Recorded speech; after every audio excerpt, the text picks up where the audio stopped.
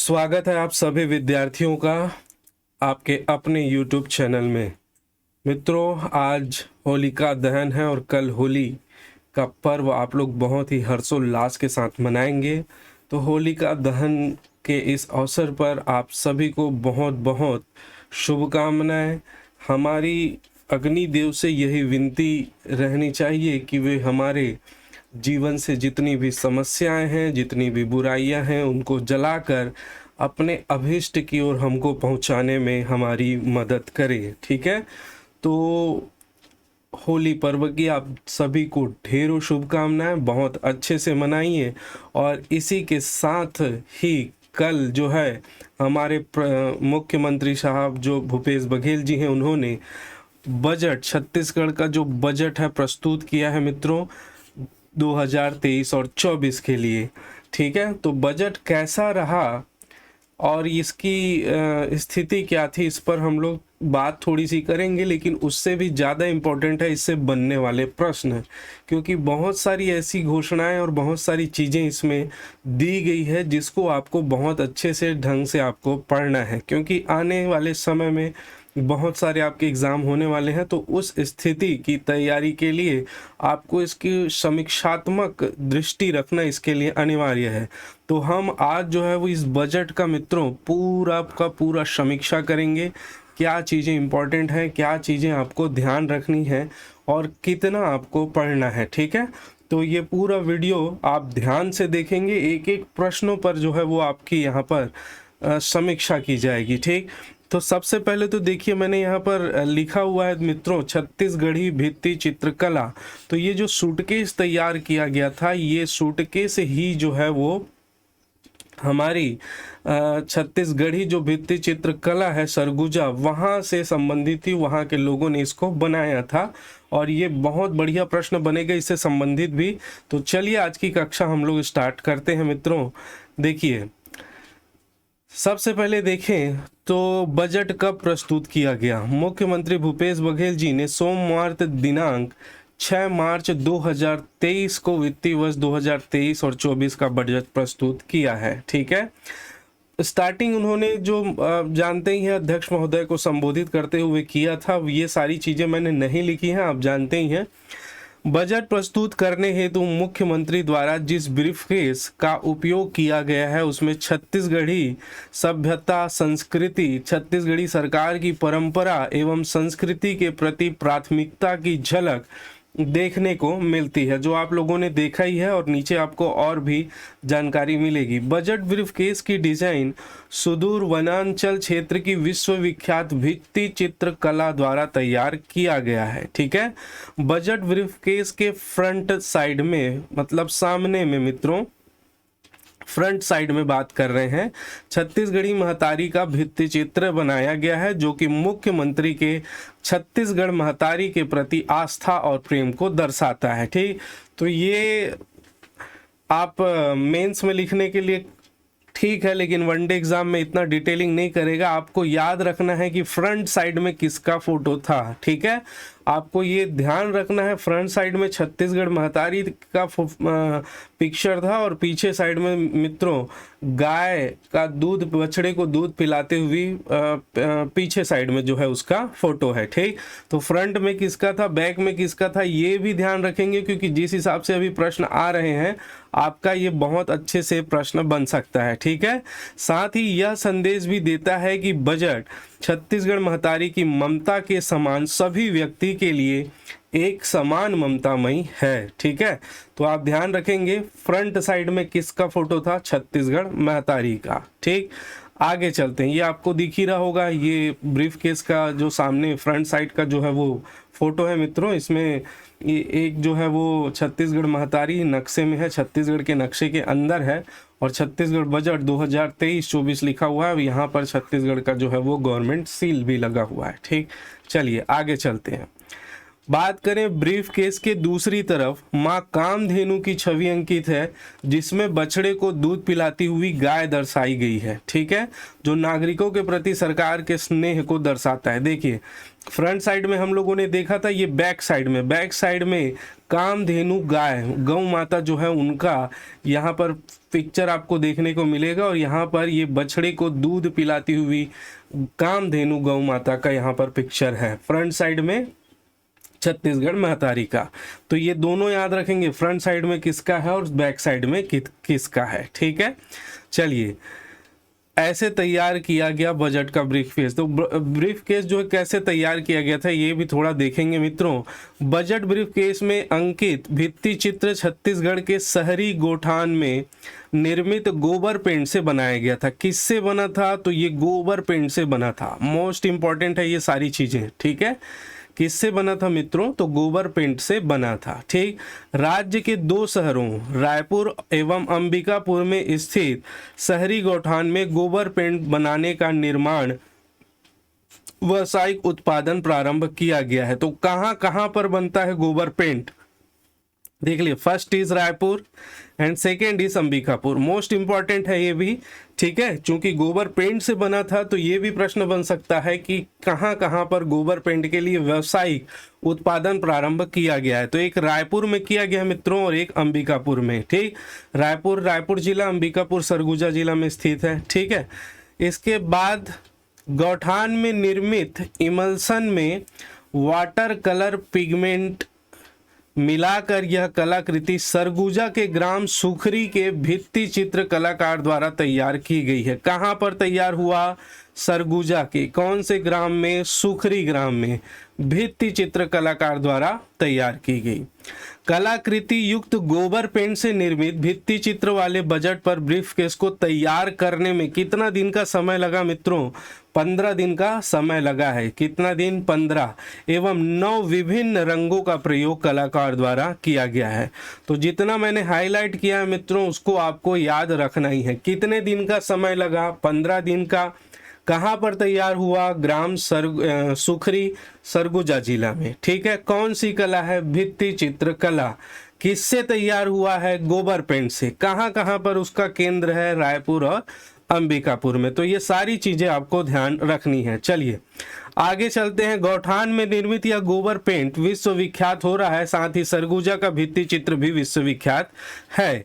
यह सरकार की प्राथमिकताओं को प्रदर्शित करता है। विगत वर्ष मुख्यमंत्री जी द्वारा कोसा, बस्तर, आर्ट गोबर के ब्रीफ केस आदि का उपयोग कर बजट ब्रीफ केस में किया गया था। तो मुख्यमंत्री जी पिछले साल आप जानते ही हैं बस्तर आर्ट गोबर के ब्रीफ केस का प्रयोग किया था, आपको अच्छे से पता ही है। ठीक, ये सब याद ना करें लेकिन एक बार बजट को जरूर रीड करें क्योंकि आने वाले एग्जाम में बहुत सारी चीजें आपको देखने को मिलेंगी। ठीक, भित्ति चित्र एक ऐसी परंपरा है जो छत्तीसगढ़ संस्कृति को प्रदर्शित करती है। किसको? छत्तीसगढ़ संस्कृति को। रजवार भित्ति चित्र कला के माध्यम से प्रकृति व ग्रामीण परिवेश को दर्शाया जाता है। कौन से? रजवार भित्ति चित्र कला से किसको? प्रकृति व ग्रामीण परिवेश को दर्शाया जाता है। ध्यान रखेंगे, इसमें प्लाईवुड, नारियल, रस्सी, मिट्टी का इस्तेमाल किया जाता है। आखिरी में नेचुरल कलर से पेंट किया जाता है। गोबर से पेंट बनाने में 30% गोबर का प्रयोग होता है मित्रों। 30% गोबर का प्रयोग किया जाता है। गोबर से तैयार घोल को ब्लीच कर पेंट तैयार करने हेतु कुछ अन्य घटक मिलाकर बेस इमल्सन तैयार होता है, जिसमें पिगमेंट मिलाकर किसी भी कलर का इमल्सन डिस्टेम्पर तैयार किया जाता है। तो कितना प्रतिशत गोबर लगता है? गोबर का पेंट बनाने में 30% गोबर लगता है। इसको भी ध्यान रखिएगा। ठीक है, अब देखते हैं बजट के मुख्य आकर्षण, मुख्य बातें क्या रही। मैं सारी बातों को दोस्तों इस यहाँ पर डिटेल में ले रहा हूं तो आप ध्यान रखेंगे कौन कौन सी बातों को आपको समझना है। ठीक है, चलिए यहाँ पर मुख्यमंत्री जी ने माननीय अध्यक्ष महोदय से संबोधित करते हुए प्रदेश की जनता के स्नेह और आशीर्वाद से 4 वर्ष हमने छत्तीसगढ़ महतारी की सेवा का जनादेश मिला था। तब मैंने इस सदन में कहा था कि जनता को हमसे अपार अपेक्षाएं हैं, उन अपेक्षाओं की कसौटी पर खरा उतरना ही हमारा लक्ष्य है। इसीलिए दोस्तों आज मुझे यह कहते हुए संतोष हो रहा है कि हम जनता की उम्मीदों पर खरे उतरे हैं। ये माननीय मुख्यमंत्री जी का अध्यक्ष महोदय को संबोधित करते हुए प्रथम जो है वो सेंटेंस बोला गया था और इसमें इसी के माध्यम से इसने बताना चाहा कि ये जो बजट है वो भरोसे का बजट है। छत्तीसगढ़ के लोगों को, छत्तीसगढ़ के किसानों के, छत्तीसगढ़ की महिलाओं के, विद्यार्थियों के, सभी के, बेरोजगारों के भरोसे का बजट जो है ये बजट जो है वो सीएम साहब लेकर आए थे, ऐसे उन्होंने बताया है। ठीक है, चलिए नेक्स्ट बात करें।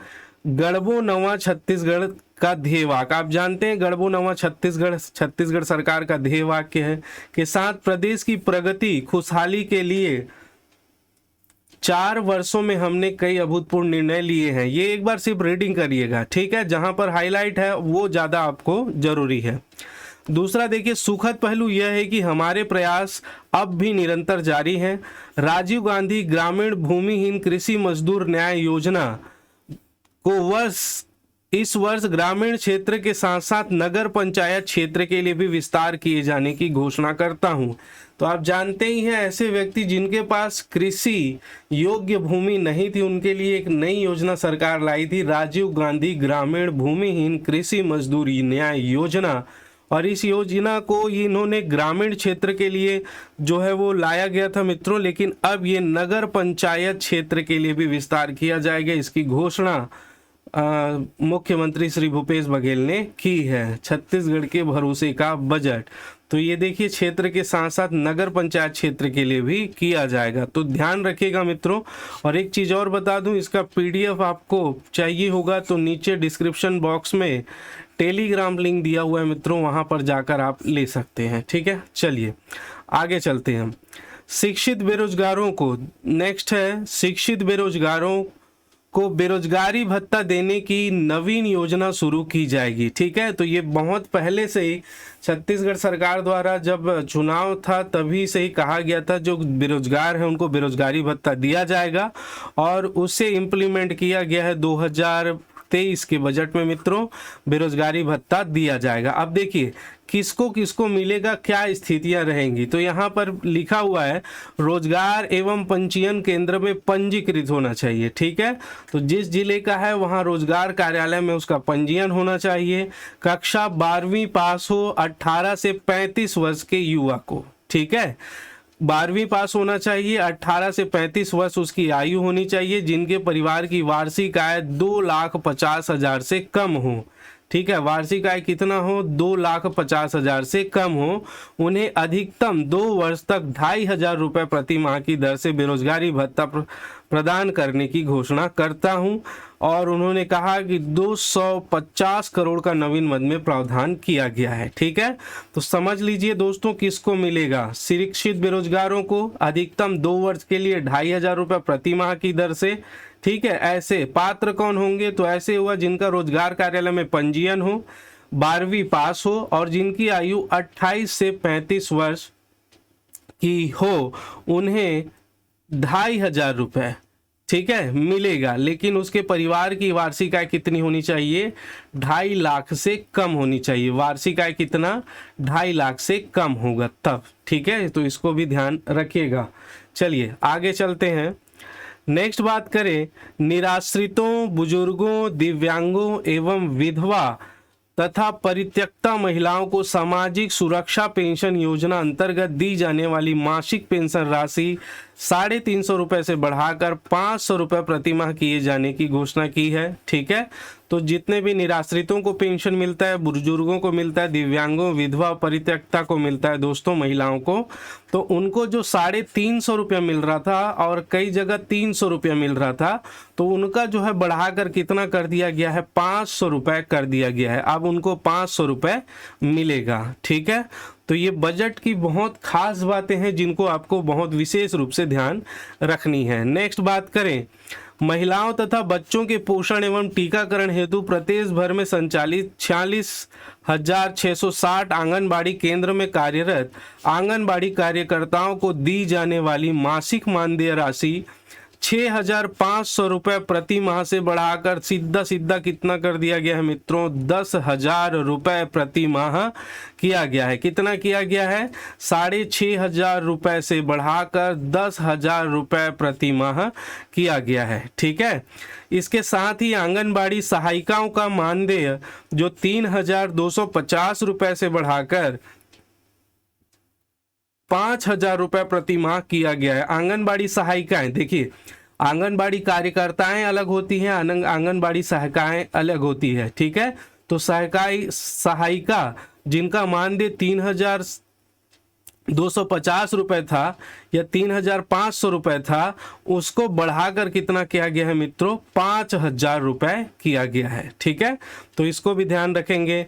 नेक्स्ट बात करें मिनी आंगनबाड़ी कार्यकर्ताओं का मानदेय। मिनी आंगनबाड़ी जो संचालित होती है उनके कार्यकर्ताओं का मानदेय 4,500 रुपये से बढ़ाकर 7,500 रुपये प्रति माह किए जाने की घोषणा की गई है 2023 में। ठीक है, तो तीनों का, आंगनबाड़ी कार्यकर्ताओं का 6,500 से 10,000 और उनकी सहायिकाओं का 3,500 से 5,000 और मिनी आंगनबाड़ी कार्यकर्ताओं का मित्रों 4,500 से 7,500 प्रति माह किए जाने की घोषणा की गई है। ठीक है, चलिए नेक्स्ट देखते हैं।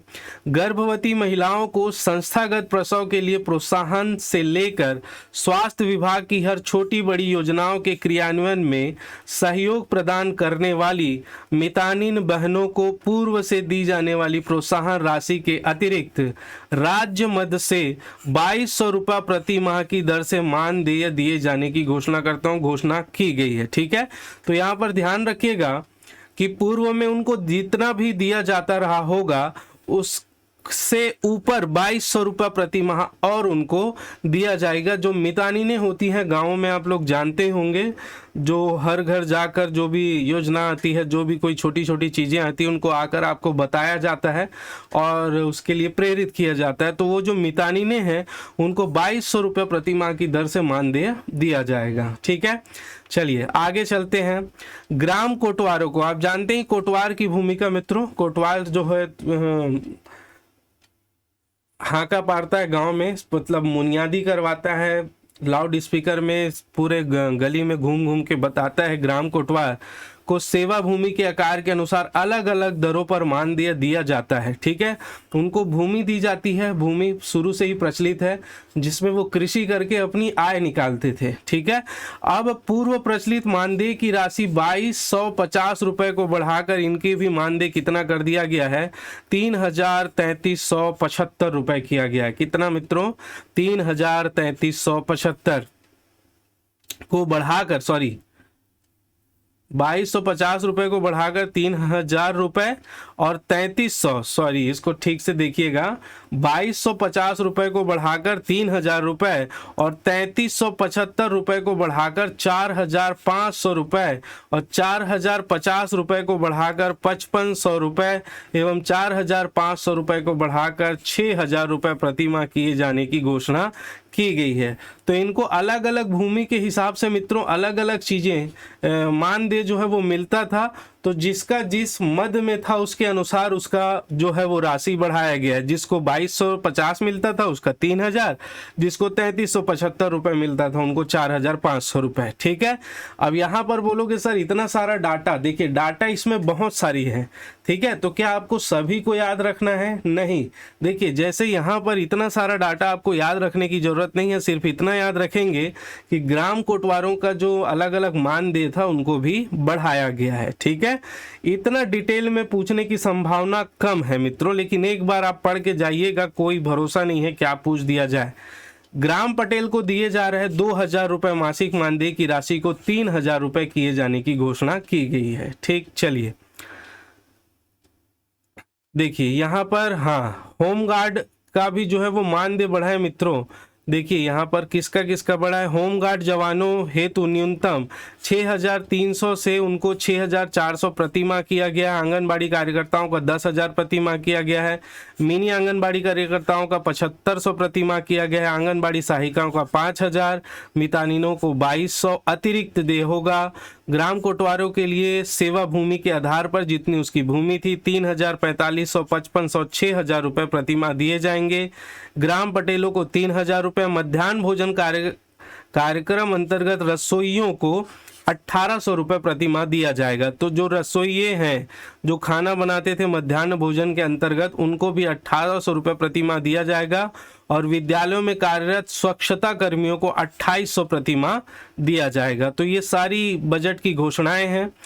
मध्याह्न भोजन कार्यक्रम अंतर्गत स्कूलों में दोपहर का भोजन बनाने वाले रसोइयों को दी जा रही मानदेय की राशि 1,500 दिया जाता था पहले, 1,500, उसको 1,000 800 रुपये प्रतिमाह किए जाने की घोषणा की गई है।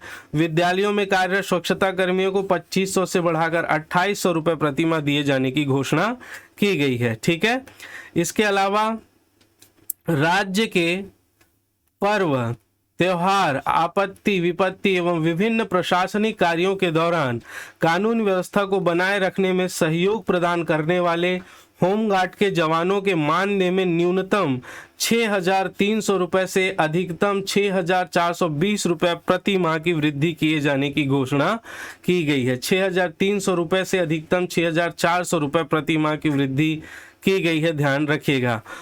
नेक्स्ट देखिए, स्वावलंबी गौठान की संचालन समिति के अध्यक्ष को 750 रुपये एवं सदस्यों को 500 रुपये मानदेय दिए जाने की घोषणा की गई है।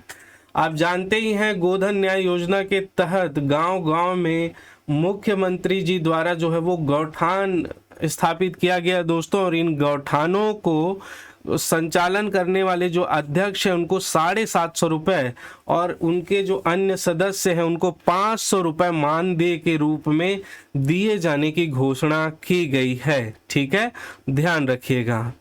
ये स्वावलंबन योजना सुराजी गांव के तहत मुख्यमंत्री की विशेष योजना है।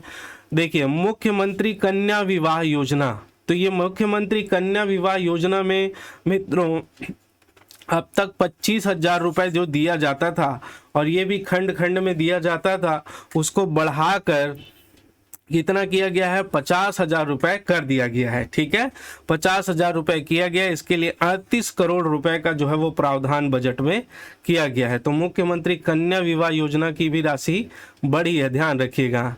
नेक्स्ट बात करें, महात्मा गांधी ग्रामीण औद्योगिक पार्क की स्थापना के तर्ज पर शहरी क्षेत्र में भी औद्योगिक पार्क की स्थापना की जाएगी। औद्योगिक पार्कों में लघु एवं कुटीर उद्योगों की स्थापना के प्रोत्साहन हेतु 50 करोड़ रुपए का प्रोत्साहन प्रावधान किया गया है।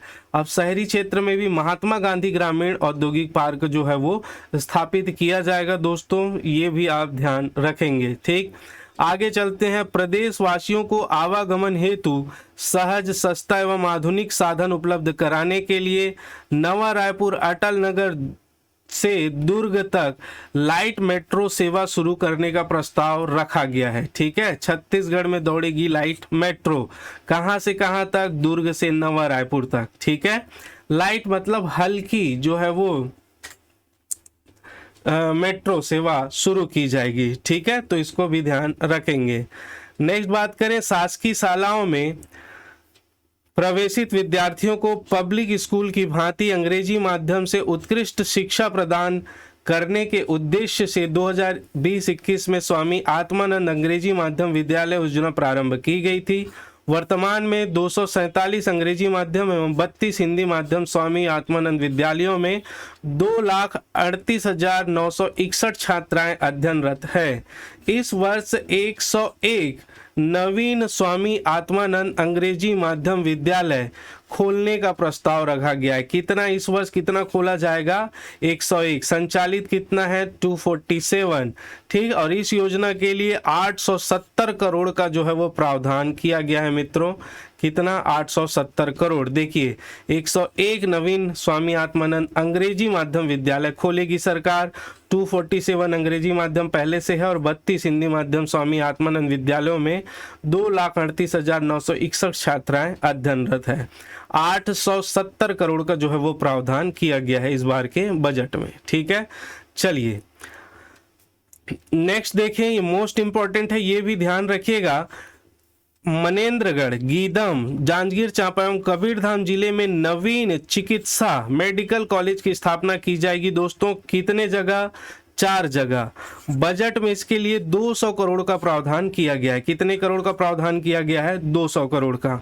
कहां कहां पर किया जाएगा, तो फर्स्ट इस मनेन्द्रगढ़, सेकेंड जांजगीर और कवर्धा और गीदम में 4 नए मेडिकल कॉलेज खोले जाएंगे। तो ये भी इस बार के घोषणा में महत्वपूर्ण रहा है। ठीक, नेक्स्ट देखेंगे, कोरबा पश्चिम में नवीन ताप विद्युत गृह की स्थापना की जाएगी। ठीक है, तो कहां पर, कोरबा पश्चिम में नवीन ताप विद्युत गृह, ये आपको ध्यान रखना है, ठीक है। कोरबा पश्चिम में नवीन जो है वो ताप विद्युत की स्थापना की जाएगी। इसके लिए बजट में 25 करोड़ का प्रावधान किया गया। बजट मत याद रखिए, लेकिन इसको जरूर याद रखिए, ठीक है। आर्थिक स्थिति की बात करें तो सीएम साहब ने कहा कि अध्यक्ष महोदय, अब मैं राज्य की आर्थिक स्थिति का ब्यौरा सदन के सामने रखता हूं, ठीक है। राज्य के चालू वर्ष में आर्थिक सर्वेक्षण के अनुसार स्थिर भाव पर 2021-22 में, इसको आप इकोनॉमिक सर्वे में भी पढ़ चुके हैं, फिर भी हम लोग इसमें डिस्कस करेंगे। तुलना में चालू वर्ष के सकल राज्य घरेलू उत्पाद में जीएसडीपी में 8% की वृद्धि का अग्रिम अनुमान है। कितना? 8% की वृद्धि किसकी तुलना में? 2021-22 की तुलना में जीएसडीपी में, ठीक है। जबकि इसी साल भारत में सकल घरेलू उत्पाद जीडीपी में 7% की वृद्धि अनुमानित है। तो उससे एक हम लोग ज्यादा है। हमारा कितना है? 8% है और भारत का कितना है? 7% अनुमानित है मित्रों, लेकिन आप ध्यान रखिएगा। नेक्स्ट बात करें हम लोग वर्ष 2022-23 में स्थिर भाव पर, वो प्रचलित भाव पर था, स्थिर भाव पर कृषि क्षेत्र में भारत सरकार की अनुमानित वृद्धि, ठीक है। किस क्षेत्र में? कृषि क्षेत्र में। किस भाव पर? स्थिर भाव पर। कितना होगा? 3.5% की तुलना में राज्य में मित्रों 5.93% की दर से वृद्धि का अनुमान लगाया गया है। तो देखिए, इस हिसाब से हमारा जो है वो कृषि क्षेत्र में विकास दर स्थिर भाव पर भी बात करें 2022-23 में, तो भारत सरकार की तुलना में बहुत अधिक है। 3.5% की तुलना में 5.93% की दर से वृद्धि का अनुमान है, ठीक है।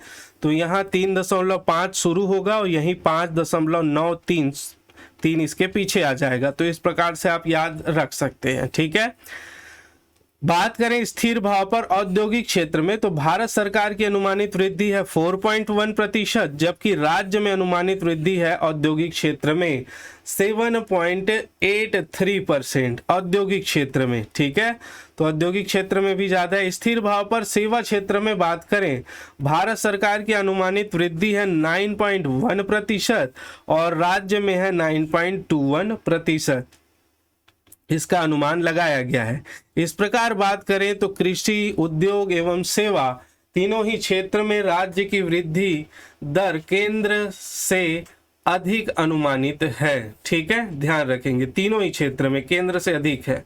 नेक्स्ट बात करें प्रचलित भाव पर, राज्य का सकल घरेलू उत्पाद वर्ष 2020-21 में 4,06,416 करोड़ से बढ़कर वर्ष 2022-23 में 4,57,608 करोड़ होने का अनुमान है, जो पिछले वर्ष की तुलना में 12.60% अधिक है, ठीक है। तो इसको भी आप ध्यान रखेंगे मित्रों। आगे मैं चार्ट से इसको बताया हूं तो उसको भी थोड़ा सा देख लेंगे और कितना अधिक है, ठीक है। पिछले वर्ष की तुलना में कितना अधिक है राज्य का सकल घरेलू उत्पाद जीएसडीपी, तो इसको थोड़ा सा आप इसको ध्यान रखिएगा, क्योंकि डाटा बहुत सारे हैं।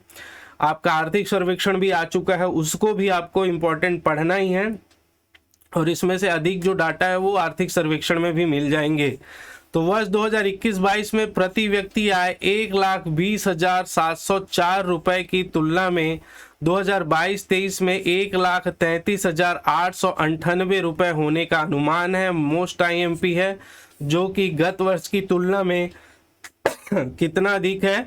तो 10.93% अधिक है। कितना अधिक है मित्रों? 10.93% अधिक है। इसको ध्यान रखिएगा, ठीक। बात करें कृषि एवं किसान कल्याण की बात, तो सीएम साहब कहते हैं कि अध्यक्ष महोदय, मुझे यह कहते हुए संतोष हो रहा है कि धान का कटोरा के रूप में प्रसिद्ध छत्तीसगढ़ राज्य को हमने धन का कटोरा होने का गौरव दिलाया है। खरीफ वर्ष 2017 में 12 लाख किसानों से उपार्जित 57 लाख मीट्रिक टन धान, कब? 2017 में। कितने किसानों से? 12 लाख से। कितना धान? 57 लाख मीट्रिक टन। तुलना में खरीफ वर्ष 2022 में 23,42,000 किसानों से। पहले कितना था? 12 लाख किसान, अब कितने? 23 लाख। 42,000 किसानों से 107 लाख मीट्रिक टन, लगभग क्या 50 सीधा ज्यादा है मित्रों, 50 लाख मीट्रिक टन ज्यादा हुआ है 2022 खरीफ वर्ष में धान का उपार्जन किया गया है। इस प्रकार विगत 4 वर्षों के दौरान धान विक्रय करने वाले किसानों की संख्या में 11,42,000 की वृद्धि हुई। किसमें? किसानों की संख्या में वृद्धि हुई है, 11,42,000 की वृद्धि एवं उपार्जित धान की मात्रा में 50 लाख मीट्रिक टन की वृद्धि हुई है, जो कि बहुत ज्यादा है और बहुत ही महत्वपूर्ण है। ठीक है, चलिए आगे बढ़ते हैं हम लोग। नवा रायपुर अटल नगर में 60 करोड़ की लागत से कृषि एवं किसान कल्याण भवन के निर्माण हेतु प्रावधान किया गया है। तो कहाँ बनेगा कृषि एवं किसान कल्याण भवन? सिर्फ ये ध्यान रखिए, कहाँ बनेगा? नवा रायपुर अटल नगर में कृषि एवं किसान कल्याण भवन, कृषि एवं किसान कल्याण भवन अटल नगर रायपुर। बात करें पशु चिकित्सा की तो ग्राम दत्रेंगा में, कहाँ पर मित्रों? ग्राम दत्रेंगा में, जिला रायपुर। दत्रेंगा कहाँ पर है? जिला रायपुर में। पशुधन के उपचार एवं देखभाल हेतु राज्य पशु गृह एवं पशु रुग्णावास की स्थापना की जाएगी। कहाँ पर किया जाएगा? ग्राम दत्रेंगा में, जिला रायपुर में। किसके लिए? पशुधन के उपचार के लिए एवं देखभाल के लिए राज्य पशु गृह एवं पशु रुग्णावास की स्थापना की जाएगी। इसके सेटअप एवं अधोसंरचना निर्माण के लिए नवीन मद में 2,18,50,000 का जो है वो प्रावधान किया गया है। नहीं याद है कोई दिक्कत नहीं है, स्थान आपको विशेष रूप से ध्यान रखना है। बात करें जल संसाधन की तो सिंचाई परियोजनाओं की क्षमता के अनुरूप वास्तविक सिंचाई का लाभ किसानों तक पहुंचाने के लिए प्रबंधन की कमियों को दूर करने का प्रयास किया गया। इसके आशातीत परिणाम मिले। मार्च 2018 की स्थिति में वास्तविक सिंचाई औसतन 10 लाख हेक्टेयर था।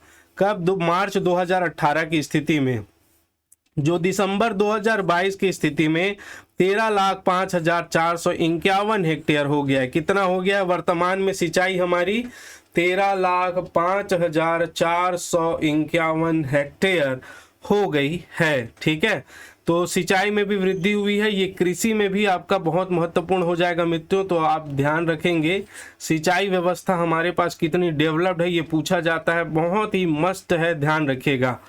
नेक्स्ट बात करें वर्ष 2023-24 के बजट में वृहद सिंचाई योजना के 218 वृहद की बात कर रहे हैं। मध्यम सिंचाई योजना के लिए 75, लघु सिंचाई योजना 840, एनीकट स्टॉप डैम के 558 तथा बाढ़ नियंत्रण संबंधी 256 नवीनतम कार्यों के लिए प्रावधान किया गया है। तो ये सभी नए बनाए जाएंगे, इस प्रकार का प्रावधान किया गया है। आप एक बार रीडिंग बस करिएगा, ज्यादा इंपॉर्टेंट नहीं है। राजस्व एवं आपदा प्रबंधन, ध्यान रखेंगे 7 नवीन तहसील बनाए जाएंगे दोस्तों, ये बहुत ज्यादा महत्वपूर्ण है। ठीक है, कितने? 7 नवीन तहसील का निर्माण किया जाएगा। कहाँ कहाँ पर? मोस्ट इंपॉर्टेंट ध्यान दीजिएगा, भोथिया जिला शक्ति अभी जो नया हमारा जिला बना है, कौन से नंबर का जिला है मित्रों? 33वें नंबर का जिला है। 9 सितंबर 2022 को इसका क्या हुआ? उद्घाटन हुआ था। ठीक है, 33वें क्रमांक का जिला है। वहां पर भोथिया करके तहसील का निर्माण किया जाएगा। कुकदूर जिला कहां पर? कबीरधाम में कुकदूर को नया तहसील बनाया जाएगा। बात करें बाग बहार जसपुर कहाँ? जिला जसपुर, यहाँ बनाया जाएगा।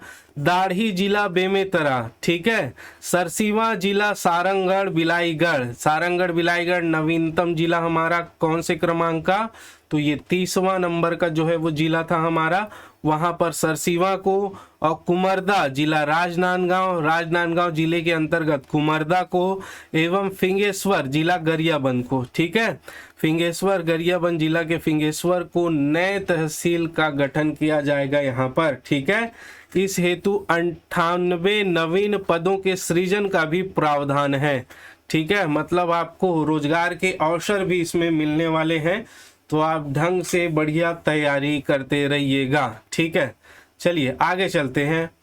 अंतागढ़, कटघोरा एवं सरायपाली में अपर कलेक्टर कार्यालय तथा 7 नवीन राजस्व अनुभाग बनाए जाएंगे। ठीक है, अनुभाग कार्यालय उदयपुर जिला सरगुजा, केल्हारी जिला मनेन्द्रगढ़, भरतपुर चिरमिरी, शंकरगढ़ जिला बलरामपुर, फरसाबहार जिला जसपुर, बसना जिला महासमुंद, छुरा जिला गरियाबंद एवं पलारी जिला बलौदाबाजार में प्रारंभ किए जाएंगे। इस हेतु 70 नवीनतम पदों के सीजन का भी प्रावधान है। तो राजस्व अनुभाग कार्यालय भी स्थापित किया जाएगा मित्रों 7। ठीक है, कौन कौन सा है तो ये आपके सामने सारे नाम हैं, आप ढंग से ध्यान रखेंगे। और इसके लिए 70 नवीनतम पदों का भी सृजन किया जाएगा। ठीक है, चलिए आगे चलते हैं।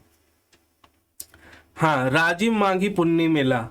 राजिम माघी पुन्नी मेला जो होता है उसके आयोजन मेला स्थल पर नागरिक सुविधाओं का विकास किया जाएगा। मंदिर एवं अन्य स्थलों के जीर्णोद्धार एवं निर्माण कार्य किए जाएंगे। इसके लिए सरकार ने 20 करोड़ 73 लाख का जो है वो प्रावधान किया है। राजिम माघी पुन्नी मेला ये कहाँ पर लगता है मित्रों, तो आपको ढंग से पता होना चाहिए कहाँ पर लगता है। ये लगता है महानदी पैरी और सोंडूर के तट पर। ठीक है, सोंडूर के तट पर जो कहाँ पर है, राजिम में, जिला गरियाबंद। ठीक है, जिला कौन सा आता है तो जिला आता है आपका गरियाबंद में। माघ में पुन्नी मेला का इसमें आयोजन होता है, आप जानते ही हैं, महाशिवरात्रि तक चलता है। उसमें दोस्तों संवर्धन किया जाएगा, उसका विकास किया जाएगा। आने वाले नागरिकों के सुख सुविधाओं के लिए 20 करोड़ 73 लाख का जो है वो प्रावधान किया गया है। नेक्स्ट बात करें स्वास्थ्य एवं परिवार कल्याण। दूरस्थ एवं दुर्गम क्षेत्रों में, जो दूर क्षेत्रों में रहते हैं जहां पर अस्पताल की व्यवस्था नहीं है, लोगों के लिए कोई भी सुख सुविधाओं की व्यवस्था नहीं है, वहां पर मोबाइल मेडिकल यूनिट की स्थापना की जाएगी। इसके लिए 5 करोड़ का प्रावधान किया गया है। तो जानते हैं दोस्तों, यहाँ पर जो है सुदूर दुर्गम क्षेत्रों में, पहाड़ों में, वनों में जहाँ पर मेडिकल फैसिलिटीज नहीं होती है, वहाँ पर मोबाइल मेडिकल यूनिट जो है वो की स्थापना की जाएगी। 5 करोड़ का इसमें प्रावधान किया गया है। बात करें महिला एवं बाल विकास की, तो महिलाओं के रोजगार उपलब्ध कराने के लिए कौशल्या समृद्धि योजना, ठीक है, कौशल्या समृद्धि योजना प्रारंभ की जाएगी। इसके लिए 25 करोड़ का प्रावधान किया गया है। किसके लिए? महिलाओं को विशेषकर रोजगार उपलब्ध कराने के लिए। ठीक है, तो उनके लिए कौशल्या समृद्धि योजना का प्रारंभ किया जाएगा। नेक्स्ट बात करें, बाल संप्रेषण गृह से बाहर जाने की आयु 18 वर्ष से बढ़ाकर 21 वर्ष करते हुए इनके पुनर्वास हेतु मुख्यमंत्री बाल युदय योजना प्रारंभ की जाएगी। ठीक है, तो बाल संप्रेषण गृह मतलब वे बच्चे जो बचपन में कोई गलती कर देते हैं कानूनन, तो उनको बाल संप्रेषण गृह में रखा जाता है। और ऐसे बच्चे भी हैं जो अनाथ रहते हैं मित्रों, उनको भी संप्रेषण गृह में कई लोगों को भेज दिया जाता है। और उन बच्चों के बाहर जाने की आयु जो 18 वर्ष से बढ़ाकर, 18 वर्ष होती है उससे बढ़ाकर कितना किया गया है? 21 वर्ष किया गया है। कितना कर दिया गया है? 21 वर्ष कर दिया गया है। तथा इनके पुनर्वास हेतु मुख्यमंत्री बाल उदय योजना प्रारंभ की गई है। कौन सी योजना प्रारंभ की गई है? बाल उदय योजना प्रारंभ की गई है। इसको ध्यान में रखने के, योजना इंपॉर्टेंट है, इसको बहुत अच्छे से ध्यान में रखिएगा। ठीक है, इसके लिए 1 करोड़ का प्रावधान किया गया है। चलिए आगे चलते हैं। यूनिफाइड डिजिटल एप्लीकेशन योजना, ये भी ध्यान रखिएगा। यूनिफाइड डिजिटल एप्लीकेशन योजना के अंतर्गत प्रारंभिक सर्वेक्षण डीपीआर तैयार करने हेतु 5 करोड़ का प्रावधान किया गया है। ठीक है, प्रारंभिक सर्वेक्षण एवं डीपीआर तैयार करने के लिए कितना? 5 करोड़ का प्रावधान यूनिफाइड डिजिटल एप्लीकेशन योजना के अंतर्गत।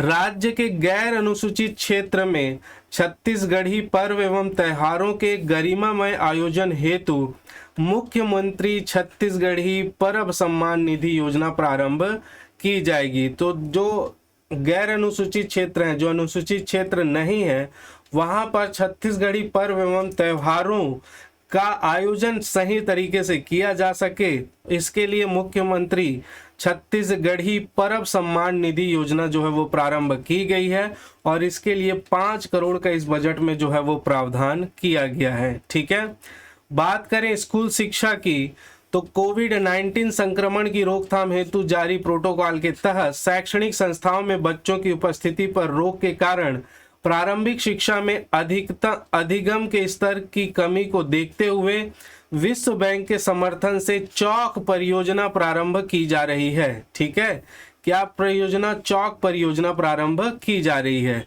इस योजना में प्राथमिक एवं माध्यमिक शिक्षा की गुणवत्ता में सुधार का काम किया जाएगा। इसके लिए 400 करोड़ का प्रावधान किया गया है। किसकी सहायता से?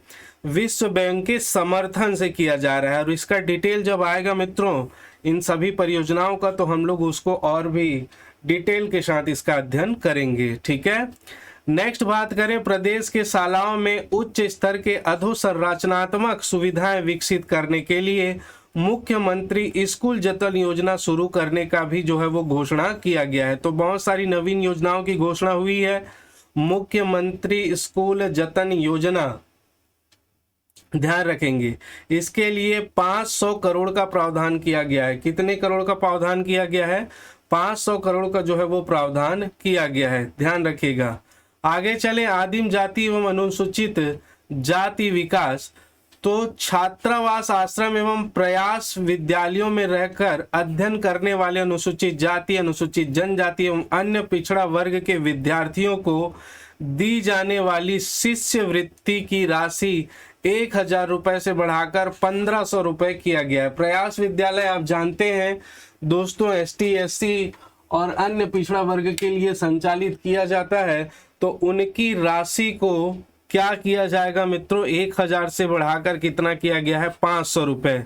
और वैसे ही पोस्ट मैट्रिक छात्रावास के लिए विद्यार्थियों को भोजन सहाय योजना में दी जाने वाली 700 रुपए प्रति माह की राशि को 1200 रुपए प्रति माह किया गया है। तो ये भी आप ध्यान रखेंगे, ये चूंकि स्कूल शिक्षा से रिलेटेड है और आपके छात्रावास ST SC के छात्रावास संबंधी चीज़ों से रिलेटेड है, तो यहाँ से जो है वो प्रश्न पूछा जा सकता है, तो थोड़ा सा एक बार रीड करके रखिएगा। ठीक, चलिए आगे चलते हैं। विमानन, बैकुंठपुर में दोस्तों नवीन हवाई पट्टी का विकास किया जाएगा तथा कोरबा में व्यावसायिक हवाई अड्डा के विकास किया जाएगा। ठीक है, कोरबा में व्यावसायिक हवाई अड्डा और बैकुंठपुर में नवीन हवाई पट्टी का विकास करने का जो है वो लक्ष्य रखा गया है इस बजट में। देखिए, बैकुंठपुर में नवीन हवाई पट्टी, कोरबा में व्यावसायिक पट्टी का निर्माण किया जाएगा स्वामी विवेकानंद एयरपोर्ट के तरह। ठीक है, नेक्स्ट देखें, विधायी कार्य में 57 नवीन न्यायालयों की स्थापना की जाएगी। देखिए, आप जानते हैं कि बहुत सारे केसेस बहुत सारी जगहों पर पेंडिंग रहते हैं और जनसंख्या के अनुपात में न्यायालयों का जो है वो बहुत कम ही व्यवस्था है मित्रों। तो उन न्यायालयों को जो है वो 57 नवीन न्यायालयों की स्थापना का जो है वो प्रावधान किया गया है इस बार की बजट में। बात करें खेल एवं युवा कल्याण, तो इसको तो 5 स्टार दे दीजिए आप। ठीक है, तीरंदाजी को राजकीय खेल के तौर पर प्रोत्साहित करने के लिए बस्तर एवं रायपुर में कहां पर तीरंदाजी खेल के लिए, ठीक है, बस्तर एवं रायपुर में तीरंदाजी खेल अकादमी की स्थापना की जाएगी। कहां पर? बस्तर एवं रायपुर में, ध्यान से याद रखेंगे। ठीक है, तीरंदाजी खेल अकादमी। नारायणपुर में तो आप जानते ही हैं मल्लखंब अकादमी स्थापना की जाएगी। रायपुर में अंतरराष्ट्रीय बैडमिंटन खेल अकादमी की स्थापना की जाएगी। तो बस्तर और रायपुर में तीरंदाजी, रायपुर में ही एक बैडमिंटन और नारायणपुर में मल्लखंब अकादमी की स्थापना का प्रावधान किया गया है। नेक्स्ट बात करें, जिला बस्तर में एडवेंचर स्पोर्ट्स अकादमी की स्थापना कहां पर? देखिए, बस्तर में और क्या? एडवेंचर स्पोर्ट्स अकादमी, ध्यान रखिएगा मित्रों, बहुत ज्यादा इंपॉर्टेंट है। एडवेंचर स्पोर्ट्स अकादमी की स्थापना की जाएगी बस्तर में एवं ग्राम सलिया टोली विकास खंड कुनकुरी में एडवेंचर स्पोर्ट्स सुविधाओं के विकास हेतु नवीन मद में 3 करोड़ 70 लाख का प्रावधान किया गया है। ठीक है, कुनकुरी में, विकास खंड कुनकुरी में एडवेंचर स्पोर्ट्स सुविधाओं का विकास के लिए 3 करोड़ का प्रावधान किया गया है, तो इसको भी आप ध्यान रखेंगे। बहुत सारी इंपॉर्टेंट फैक्ट्स है यहाँ पे। प्रदेश के परंपरागत खेलों को बढ़ावा देने के लिए इस वर्ष से छत्तीसगढ़िया ओलंपिक के आयोजन की शुरुआत की गई थी। आप जानते हैं ओलंपिक हुआ था, उसी को ही आगे निरंतर जारी रखा जाएगा। इन खेलों के प्रति स्थानीय लोगों के रुझान एवं उत्साह को देखते हुए आगामी वर्ष में छत्तीसगढ़िया ओलंपिक के लिए 25 करोड़ का प्रावधान किया गया है। तो ये इस साल भी छत्तीसगढ़िया ओलंपिक का जो है वो आयोजन किया जाएगा। संस्कृति एवं पर्यटन की बात करें तो प्राचीन स्मारकों की सुरक्षा एवं संरक्षण के प्रति जन जागरूकता विकसित करने एवं समृद्ध सांस्कृतिक विरासत से युवा पीढ़ी का परिचय कराने के लिए मुख्यमंत्री धरोहर दर्शन योजना प्रारंभ की जाएगी। मुख्यमंत्री धरोहर दर्शन योजना किसके लिए?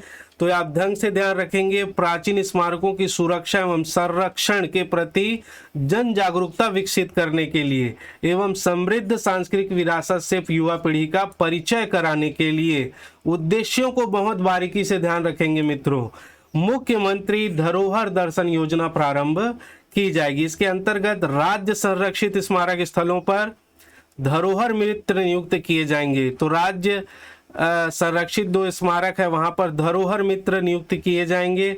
शैक्षणिक संस्थाओं के विद्यार्थियों को भ्रमण हेतु अनुदान की सुविधा भी वहां पर प्रदान की जाएगी। ठीक है, तो इसको ध्यान रखिएगा। चलिए आगे चलते हैं। प्रदेश के प्राचीन शिल्प, स्थापत्य एवं कलाकृतियों को प्रत्येक जिले के चिन्हित कार्यालय अथवा महाविद्यालय में प्रतिकृतियों के माध्यम से प्रदर्शन करने हेतु मुख्यमंत्री विरासत झरोखा योजना प्रारंभ किया जाएगा। ठीक है, मुख्यमंत्री विरासत झरोखा योजना किसके लिए? प्राचीन शिल्प स्थापत्य कलाकृतियों को प्रत्येक जिले के चिन्हित कार्यालय अथवा महाविद्यालय में प्रतिकृतियों के माध्यम से प्रदर्शन करने हेतु मुख्यमंत्री विरासत झरोखा योजना, इसके लिए 99 लाख का प्रावधान किया गया है। नेक्स्ट ये भी इंपॉर्टेंट है, रामलीला मंचन तथा मानस गायन दलों के संरक्षण संवर्धन के लिए जो रामायण प्रतियोगिता होती है, जो मानस गान का मंचन करते हैं मित्रों, उनके संरक्षण एवं संवर्धन के लिए चंदखुरी में, जहां माता कौशल्या जी का मंदिर है, रायपुर, जिला रायपुर के अंतर्गत आता है, कौशल्या महोत्सव का आयोजन किया जाएगा। ठीक है, कौशल्या महोत्सव का आयोजन किया जाएगा। इसके लिए 10 करोड़ रुपए का जो है वो प्रावधान किया गया है। कौशल्या महोत्सव के लिए कितना? 10 करोड़ रुपए का प्रावधान किया गया है।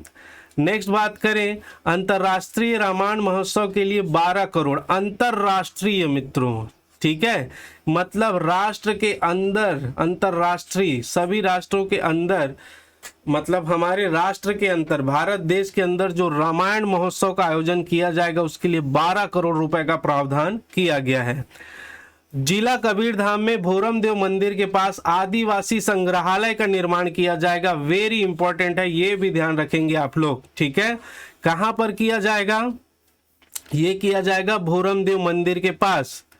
ठीक है, भोरम देव मंदिर के पास, कहां? कबीरधाम में आदिवासी संग्रहालय का निर्माण किया जाएगा। ठीक है, यहां पर मैं ये चीज बता देना चाहता हूं मित्रों, जिसको भी पीडीएफ चाहिए वो पीडीएफ आपको टेलीग्राम में मिल जाएगा। नीचे डिस्क्रिप्शन बॉक्स में टेलीग्राम लिंक दिया हुआ है और ये बहुत मेहनत से आपके लिए तैयार किया गया मित्रों। आप नए हैं तो चैनल को जरूर सब्सक्राइब कर लीजिएगा, लाइक कर लीजिएगा। अगर आपको कोई सुझाव है तो भी हमें बता दीजिएगा, बिल्कुल उस पर सुधार किया जाएगा। ठीक है, नेक्स्ट बात करते हैं उच्च शिक्षा। 4 संभागीय मुख्यालयों पर संगीत महाविद्यालय एवं 6 कन्या महाविद्यालयों सहित इस वर्ष कुल 23 नई महाविद्यालयों की स्थापना की जाएगी। कितनी? 23 नवीन महाविद्यालय।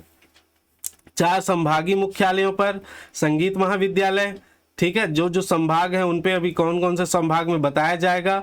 6 कन्या महाविद्यालय सहित कुल 23 नवीन महाविद्यालयों की स्थापना की जाएगी और यही है सरकार के भरोसे का बजट, 23 नवीन महाविद्यालय। ठीक है, चलिए आगे बढ़ते हैं।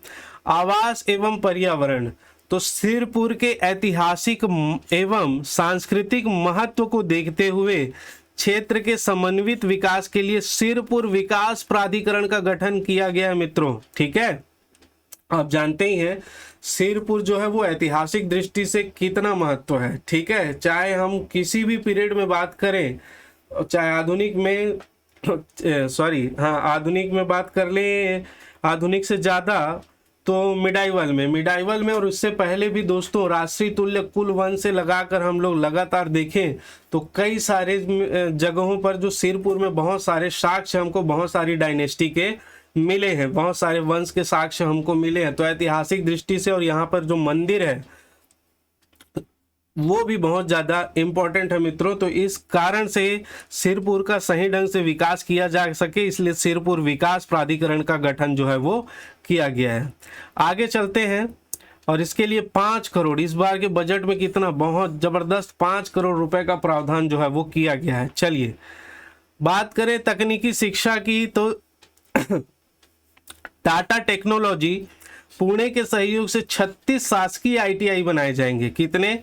36 शासकीय ITI बनाए जाएंगे और संस्थाओं को टेक्नोलॉजी हब के रूप में विकसित किया जाएगा। इसके लिए 100 करोड़ का प्रावधान किया गया है। कितने करोड़ का? 100 करोड़ का। लेकिन इससे ज़्यादा इंपॉर्टेंट है कितने ITI?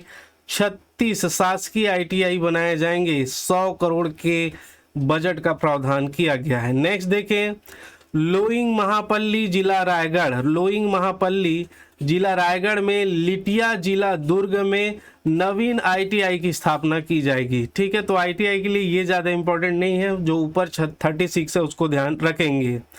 बात करें समाज कल्याण की तो वरिष्ठ नागरिकों, उभय लिंगी व्यक्तियों, विधवा परित्यक्ता महिलाओं एवं दिव्यांगजनों की समस्याओं के ऑनलाइन समाधान हेतु सियान हेल्पलाइन सेंटर एवं टोल फ्री नंबर की स्थापना की जाएगी। ठीक है, सियान हेल्पलाइन सेंटर और टोल फ्री नंबर की स्थापना की जाएगी। इसके लिए 1 करोड़ का जो है वो प्रावधान इस बार के बजट में किया गया है। ठीक, नेक्स्ट बात करें उभयलिंगी व्यक्तियों के शिक्षण प्रशिक्षण रोजगार हेतु, किसके लिए? उभयलिंगी। ठीक है, उभयलिंगी व्यक्तियों के लिए शिक्षण प्रशिक्षण तथा हेतु रोजगार हेतु प्रतियोगिता परीक्षाओं की तैयारी में सहायता के लिए नवा पिल्लर योजना प्रारंभ की गई है। तो डायरेक्ट प्रश्न यहाँ से पूछा जाएगा, नवा पिल्लर योजना किन के लिए प्रारंभ की गई है? तो आप याद रखेंगे उभय लिंग व्यक्तियों के लिए शिक्षण प्रशिक्षण और रोजगार हेतु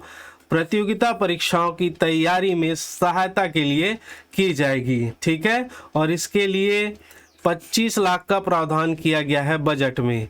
वर्ष 2022-23 का पुनरीक्षित एवं 2023-24 का बजट अनुमान, तो 23-24 का बजट अनुमान हम भले आप ध्यान रखें, पुनरीक्षित में से हमें उतना जो है वो लेना देना नहीं है। ठीक है, तो यहाँ पर ध्यान रखेंगे वर्ष 2022-23 में कुल प्राप्ति के बजट अनुमान में 1,04,000 करोड़ की तुलना में पुनरीक्षित अनुमान, इसको छोड़ दीजिए मित्रों, कोई दिक्कत नहीं है। इस प्रकार बजट अनुमान की तुलना में पुनरीक्षित अनुमान में 8% की वृद्धि हुई है। एक बार पढ़ लीजिएगा, बाकी छोड़ देंगे तो भी चलेगा। पुनरीक्षित प्राप्तियों ये भी छोड़ दीजिए, एक बार आप पढ़ लीजिएगा। डिटेल PDF आपको मिल जाएगा टेलीग्राम में, तो आप ये पढ़ लीजिएगा, उतना इंपॉर्टेंट नहीं है। वर्ष 2023-24 में 1,21,500 करोड़ की कुल प्राप्ति का बजट का अनुमान है, ये इंपॉर्टेंट है।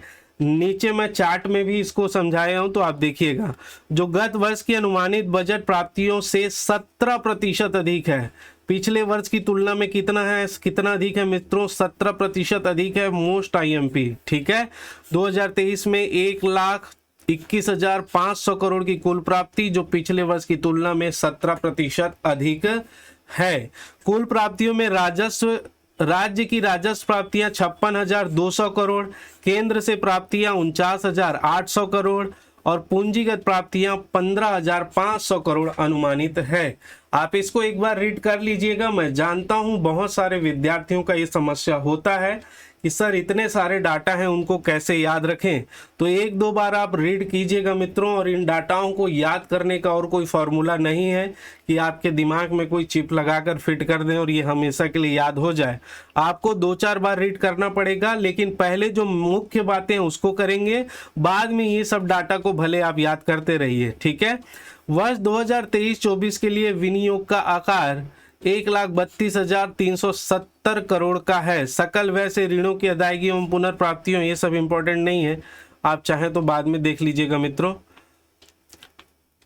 प्रदेश में अनुसूचित जाति अनुसूचित जनजाति वर्ग के विकास के लिए बजट की कुल 45% राशि का प्रावधान है। किसके लिए? अनुसूचित जाति एवं जनजाति वर्ग के विकास के लिए कुल बजट का 45% दिया जाएगा मित्रों। 45% एसटी और एससी के विकास के लिए, ठीक है, ध्यान रखिएगा, ये भी आंकड़ा इंपॉर्टेंट है। नेक्स्ट, वर्ष 2023-24 के बजट में सामाजिक क्षेत्र के लिए 41%, आर्थिक क्षेत्र के लिए 36% और सामान्य सेवा क्षेत्र के लिए 23% का प्रावधान जो है वो किया गया है। राजकोषीय स्थिति के बारे में देखें तो यहाँ पर अध्यक्ष महोदय को संबोधित करते हुए कहते हैं कि मुझे संतोष है कि राज्य में स्वयं की राजस्व प्राप्तियों को बढ़ाने की दिशा में किए जा रहे हमारे प्रयास का परिणाम सकारात्मक रहा। इस वर्ष राज्य के स्वयं के राजस्व में 26% की वृद्धि अनुमानित है। स्वयं के राजस्व में हमारी पूर्ववर्ती सरकार द्वारा राज्य के विकास कार्यों हेतु वर्ष 2012-13 से निरंतर ब्याज ऋण पर लिया जा रहा था। 3 वर्षों में कुशल वित्तीय प्रबंधन अपनाते हुए 22-23 में हमारी सरकार ने अब तक का बाजार ऋण नहीं लिया है। ये भी बहुत बड़ी उपलब्धि है मित्रों, इसको भी थोड़ा सा ध्यान रखेंगे पढ़ के। हालांकि एग्जाम पॉइंट ऑफ व्यू से तो ये एसेसन रीजन कथन कारण वगैरह में पूछा जा सकता है, तो ये भी ध्यान रखेंगे, ठीक है, क्या कि 2022 में ब्याज बाजार ऋण नहीं लिया गया है, ठीक है। 2021-22 के वित्तीय लेखे के अनुसार 4,642 करोड़ का राजस्व आधिक्य रहा है। कितना? 2021-22 के वित्तीय लेखे के अनुसार 4,642 करोड़ का राजस्व आधिक्य रहा है। चालू वर्ष में माह जनवरी में 2023 के लेखा अनुसार भी 4,471 करोड़ के राजस्व आधिक्य स्थिति बनी हुई है। वर्ष 2021-22 के वित्तीय लेखे के अनुसार वित्तीय घाटा राज्य के सकल घरेलू उत्पाद का 0.17% रहा है। चालू वर्ष माह जनवरी 2023 की स्थिति में राज्य सरकार का शुद्ध ऋण -788 करोड़ है। राज्य का वास्तविक ऋण भार, तो ये एक बार आप पढ़ लीजिएगा मित्रों, ये एक बार आप आराम से पढ़िएगा, ठीक है, तो क्या है दिमाग में बैठ जाएगा। पहले आप पूरा एक बार अच्छे से गहन अध्ययन करेंगे तब ये धीरे से आपके दिमाग में बैठेगा। हम लोग चलते हैं सीधा हमारे डाटा की ओर। ये एक और इम्पोर्टेंट है मित्रों, कर प्रस्ताव, ये बहुत ज़्यादा इम्पोर्टेंट है इस बार, इसको ध्यान रखेंगे। क्या? वर्ष 2023-24 के लिए कोई भी कर प्रस्ताव नहीं है, कोई न कर बढ़ने का घटने का कोई भी कर प्रस्ताव 2023-24 में नहीं दिया गया है, ठीक है, तो याद रखिएगा इसे भी। इस बजट का बहुत ही मुख्य बातें ये हैं, ठीक। बजट एक नज़र में यदि हम लोग इस पर चर्चा करें तो कुल आय देखें मित्रों, कुल आय की बात करें तो 2023 में जो अनुमान है एक सभी राशि रुपए करोड़ में है, तो यहाँ पर देखिए 1,04,000 करोड़ और 2023-24 में 1,21,501 करोड़ अनुमानित है, ठीक। कुल व्यय की बात करें तो 1,04,000 करोड़ और 1,21,500 करोड़ ये जो है वो कुल व्यय हुआ है 2022-23 से 2023-24 का जो ये अनुमान लगाया गया है। राजस्व व्यय की बात करें तो 18,372 करोड़ और यहाँ पर 1,02,501 करोड़। पूंजीगत व्यय हुआ है इतना। राजस्व आधिक्य कितना रहा है तो 702 करोड़ था 22-23 में अनुमान लगाया गया है 702 करोड़ का, और 23-24 में अनुमान लगाया गया है 3,500 करोड़ का राजस्व आधिक्य रहेगा। सकल वित्तीय घाटा की बात करें तो 2022-23 में 4,600 करोड़ और 2023-24 में 15,200 करोड़ का अनुमान लगाया गया है इस बजट में, ठीक है। तो ये चार्ट को भी एक बार प्रिपेयर करेंगे, धीरे धीरे पढ़ेंगे, बार बार इसको अपनी आंखों के सामने से गुजारेंगे, तभी ये चीज़ें याद रहने वाली है। अन्यथा आप सोचें कि एक बार में सारी चीज़ें याद हो जाए तो वो संभव नहीं है। यहाँ पर देखें कुल आय जो है 1,21,501 है और कुल व्यय जो है जो 23-24 का अनुमान लगाया गया है 1,21,500 है। राजकोषीय घाटा 15,200 करोड़ का जो कुल जीएसडीपी का 2.99% है। कुल जीएसडीपी का कितना है? 2.99% है। ठीक है, बात करें क्षेत्रवार वृद्धि की तो राजस्व व्यय देखिएगा, अब ये क्षेत्रवार वृद्धि इतना इंपॉर्टेंट नहीं है मित्रों, आप लोग एक बार देख लीजिएगा, अपने नज़र से गुदार लेंगे तो आपको ये समझ में आ जाएगा। ठीक है, ये आप लोग पढ़ लीजिएगा, इसमें कोई ज़्यादा है नहीं और इससे क्वेश्चन बनने के चांसेस भी बहुत कम रहते हैं। सामाजिक क्षेत्र पर व्यय के मुख्य अवयव दिए हुए हैं, स्कूल शिक्षा में कितना प्रतिशत है और अनुसूचित जाति जनजाति विकास के लिए कितना प्रतिशत है, स्वास्थ्य के लिए कितना प्रतिशत है, महिलाओं के लिए 2.2% है। इस प्रकार से तो इनको देख लीजिएगा, आप लोग एक बार नज़र मार लेंगे। हम लोग बात करें आर्थिक विकास पर तो आर्थिक स्थिति 2022-23 का अग्रिम अनुमान है स्थिर भाव पर। ठीक है, तो ये अग्रिम अनुमान क्या है, तो आर्थिक विकास छत्तीसगढ़ का कितना रहने का अनुमान है 8.0%, जबकि राष्ट्रीय स्तर पर कितना 7.0%, तो इससे 1% हमारा क्या रहेगा, ज़्यादा रहेगा। ठीक है, बात करें कृषि विकास दर की तो 5.9% रहने का अनुमान है, जबकि भारत का 3.5% रहने का अनुमान है। बात करें औद्योगिक विकास दर की तो 7.8% रहने का अनुमान है, जबकि राष्ट्रीय स्तर पर 4.8% रहने का अनुमान है। और वहीं सेवा क्षेत्र में 9.2% और राष्ट्रीय स्तर पर 9.1% रहने का अनुमान है। ठीक है, मतलब इन सभी क्षेत्रों में छत्तीसगढ़ राज्य जो है भारत से अधिक है दोस्तों, ये बहुत ढंग से ध्यान रखिएगा। ठीक है, और एक दूसरे को रिलेट करके याद रखेंगे, जैसे 7 से 1 ज़्यादा है, ठीक, यहाँ 3.5 तो यहाँ 5.9 है, यहाँ 7.8 4.1 है, यहाँ 9.2 है, 9.1 है। ठीक है, तो इस प्रकार से इसको ध्यान रखें। प्रति व्यक्ति आय की बात करें तो 1,33,898, ठीक है, प्रचलित भाव पर, तो पिछले वर्ष की तुलना में वृद्धि कितना है 10.93%, कितना वृद्धि है, मोस्ट इंपॉर्टेंट है ये डाटा जो है वो पूछ लिया जाता है, 10.93%। और वहीं भारत की बात करें तो 1,70,720 रुपये, और यहाँ पर वृद्धि कितनी है 13.74% की वृद्धि का जो है वो अनुमान लगाया गया है मित्रों। ठीक है, तो ये था हमारा जो है बजट मित्रों। ठीक है, बजट में जितने सारे प्रश्न बन सकते थे, जहां जहां से क्वेश्चन आपसे पूछा जा सकता था, उन सारी पर चर्चा हम लोगों ने कर ली है। ठीक है, अगर आपको वीडियो पसंद आया हो तो बिल्कुल कमेंट्स कीजिएगा मित्रों, आप कमेंट्स नहीं करते हैं, मैं अपनी जिम्मेदारी पूरी ताकत से निभा रहा हूं। आपका सिर्फ इतना है कि हमें मोटिवेशन प्रदान करें। आपके जितने भी प्रश्न होंगे वो भी आप कमेंट बॉक्स में रख सकते हो, और आपकी समस्याएं भी रख सकते हैं, सुझाव भी रख सकते हैं, और अगर आपको वीडियो अच्छा लगा है तो सुझाव अप्रिशिएट भी कर सकते हैं। ठीक है, तो आज के लिए इतना ही। आप जरूर अपने मित्रों तक इसको शेयर करें, और हो सके तो अपने, हम लोग बहुत सारे क्या करते हैं मित्रों, स्टेटस लगाते हैं। अगर आपको मेरी मेहनत पसंद आई हो तो प्लीज़ इसे अपने स्टेटस में भी लगाइएगा, ताकि बहुत सारे लोगों तक तो हमारा प्रयास जो है पहुंच सके और बहुत अच्छी अच्छी वीडियो आपके लिए लेकर आया जा सके। ठीक है, तो आज के लिए इतना ही। ये बजट था, बहुत ज़्यादा महत्वपूर्ण था। आप सभी का बहुत बहुत धन्यवाद।